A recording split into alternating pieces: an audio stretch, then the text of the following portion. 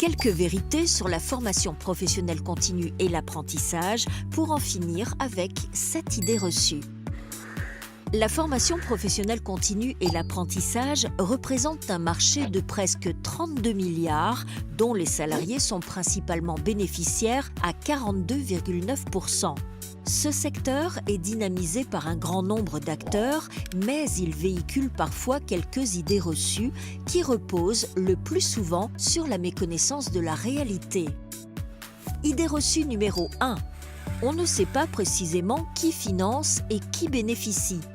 Et pourtant, les financeurs et les bénéficiaires sont parfaitement identifiés et le niveau des contributions est chiffré et connu. Idée reçue numéro 2, ce sont des dépenses mal identifiées. Ce n'est pas le cas. Les postes de dépenses sont répertoriés et il s'avère que les dépenses directement imputées à la formation sont de très loin majoritaires avec 61,3%. Idée reçue numéro 3. Les jeunes ne sont pas formés. Eh bien si, tous les ans, 500 000 nouveaux alternants se partagent un investissement de 5,75 milliards d'euros. Idée reçue numéro 4. Ces sommes sont mal utilisées.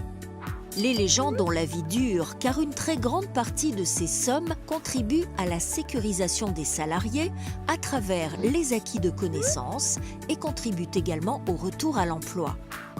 Idée reçue numéro 5. La formation professionnelle est inefficace. Dès lors que le taux d'accès à la formation est de 43,5% pour les entreprises de 10 salariés et plus, le terme exact est efficacité. Le véritable enjeu repose désormais sur la mutualisation des ressources pour permettre aux petites entreprises de bénéficier également de taux de formation satisfaisants.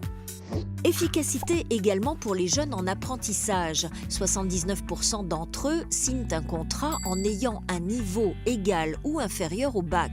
62% trouvent un emploi après 7 mois. Les chiffres d'intégration sont encore supérieurs pour les personnes qui sont en contrat de professionnalisation. 55% d'entre elles ont un niveau de formation inférieur ou égal au bac et 75% trouvent un emploi après 6 mois. Idée reçue numéro 6. Le marché de la formation continue est opaque.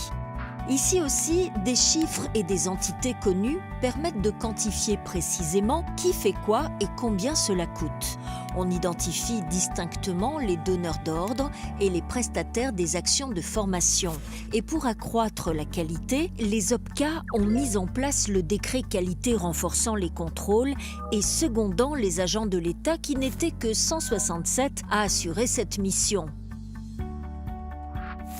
Idée reçue numéro 7. La gestion paritaire est coûteuse et inefficace. Elle n'est pas coûteuse car le coût de la collecte par les OPCA représente 0,8 million d'euros sur une ressource globale de 6,6 milliards d'euros. Et elle s'avère particulièrement efficace en accompagnant 4,55 millions de salariés et en formant 185 000 jeunes. Elle finance 283 000 périodes de professionnalisation, 68 000 CPF, 75 000 actions au profit des demandeurs d'emploi, 82 000 CIF. Elle augmente constamment ses investissements en matière d'apprentissage. Pour en finir avec les idées reçues et partager une véritable ambition, il reste quelques priorités. Il est urgent d'agir pour régler les véritables problèmes. Proposer une véritable orientation et un conseil en évolution professionnelle auprès des demandeurs d'emploi, salariés et jeunes. Obtenir une réelle amélioration de la qualité de l'offre de formation et de son contrôle. Améliorer significativement la performance des acteurs en charge de l'accompagnement des demandeurs d'emploi. Reconnaître le rôle des OPCA vers un accompagnement plus global des entreprises et des salariés.